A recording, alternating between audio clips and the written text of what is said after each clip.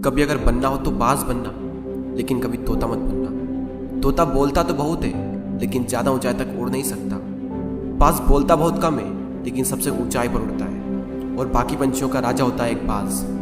आज मैं आपको 5 ऐसे पॉइंट्स बताऊंगा जो कि हर इंसान को बाज से सीखना चाहिए और लाइफ की बहुत बड़ी लर्निंग है इन 5 पॉइंट्स में। पहला लेसन, ईगल फ्लाई अलोन।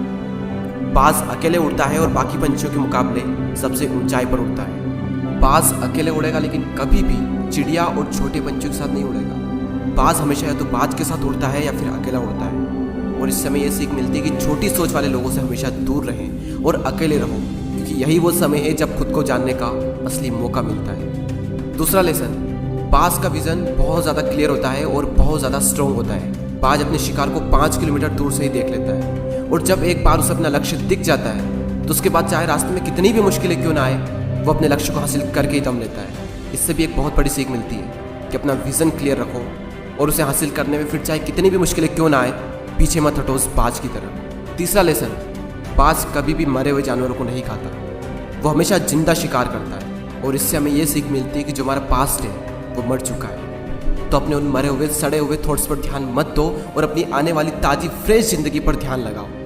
अपने पास्ट की पुरानी यादें जो तुम्हें तंग करती है उन्हें वहीं रहने दो जहाँ पर उसकी जगह है, और तुम्हारे पास्ट की जगह है तुम्हारे पास्ट में, उसे वर्तमान में जगह मत दो। क्योंकि एक बार अगर तुम्हारा पास्ट तुम्हारे प्रेजेंट में आ गया तो तुम्हारा पास्ट तुम्हें कभी प्रेजेंट में नहीं रहने देगा। पास्ट में तुम्हारे साथ कितना भी बुरा क्यों ना हुआ हो, वो सब यादें, वो सब थॉट्स मर चुके हैं, और उस बाज की तरह बनो जो कभी भी मरी हुई चीज़ों को नहीं खाता। चौथा लेसन, जब आंधी तूफान आते हैं तो बाज बहुत ज़्यादा एक्साइटेड हो जाता है।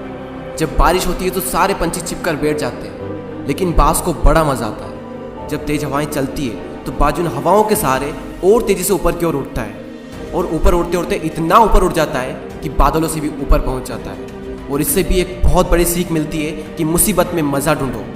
और नेपोलियन हिल ने एक बार कहा था कि हर बड़ी चुनौती अपने साथ में एक बहुत बड़ा अवसर लेकर आती है। तो उस बाज की तरह तुम भी अपने अवसर को पहचानो, और जिस दिन तुमने अवसरों को पहचान लिया तो सारी मुश्किलें तुम्हारे नीचे होगी और तुम उन मुश्किलों के ऊपर होगे।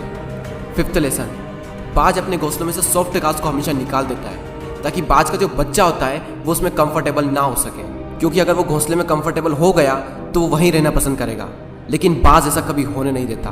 बाज एक पंछी है और उसे भी ये बात पता है कि there is no growth in comfort zone.